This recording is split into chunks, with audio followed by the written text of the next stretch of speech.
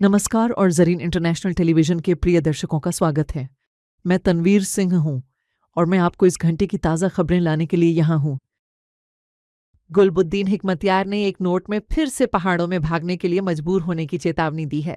उन्होंने कहा है कि मास्को और वॉशिंगटन एक ऐसे सौदे की तलाश में है जिसमें अमेरिका यूक्रेन को रूस को सौंप देगा और इसके बदले में रूस बगराम और अफगानिस्तान में अमेरिकी प्रभुत्व को अमेरिका के हवाले कर देगा।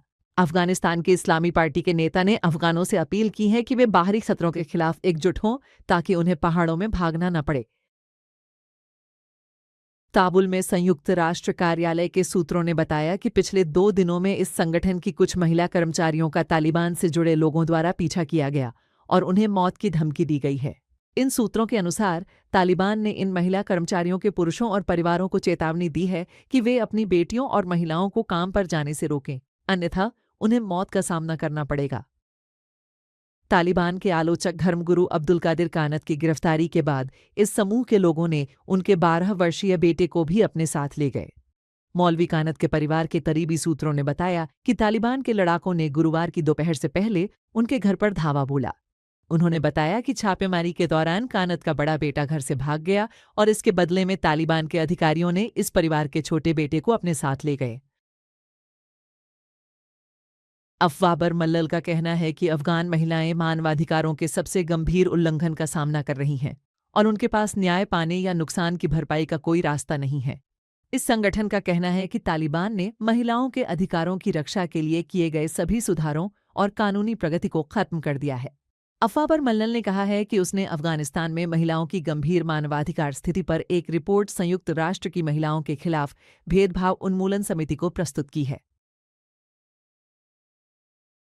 ब्रिटेन के गृह मंत्रालय के ताज़ा आंकड़े दिखाते हैं कि इस साल अफगानों की शरणार्थी आवेदन स्वीकृति दर इस देश में 98% से घटकर 44% हो गई है। यह ऐसे समय में है जब अफगानिस्तान में सुरक्षा और मानवीय स्थिति में कोई जानबूझकर बदलाव नहीं आया है और मानवाधिकार संगठनों की तुलना में ब्रिटेन में प्रवासियों की संख्या में बदलाव को चिंताजनक बताया गया है। अफगानिस्तान की स्वतः स्फूर्त महिला विरोधी आंदोलन की सदस्यों ने जुल्म खलीलजाद की पत्नी की टिप्पणियों पर प्रतिक्रिया दी है।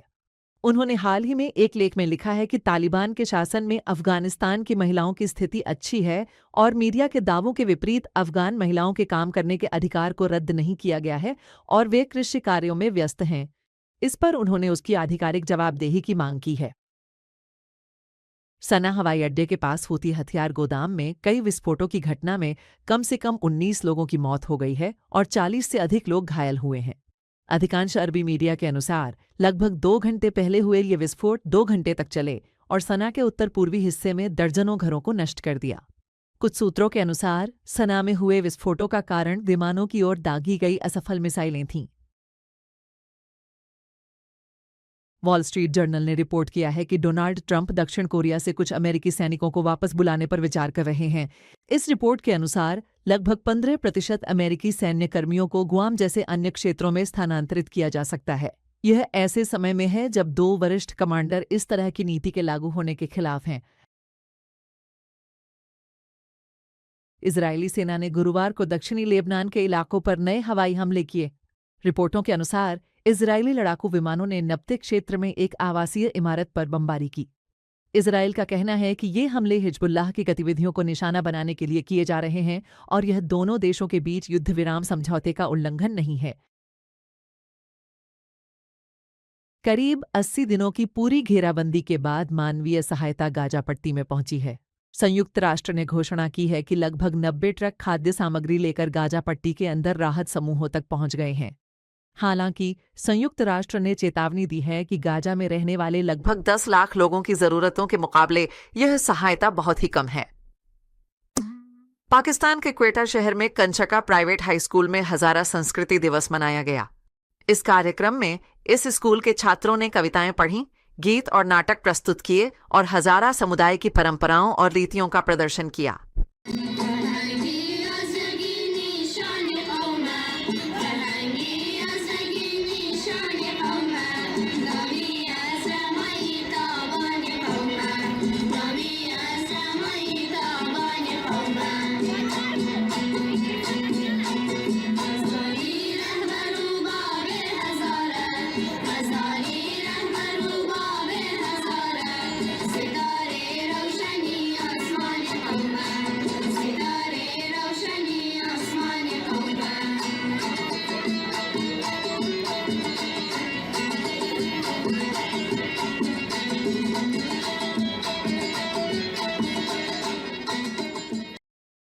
आपके निरंतर समर्थन के लिए धन्यवाद।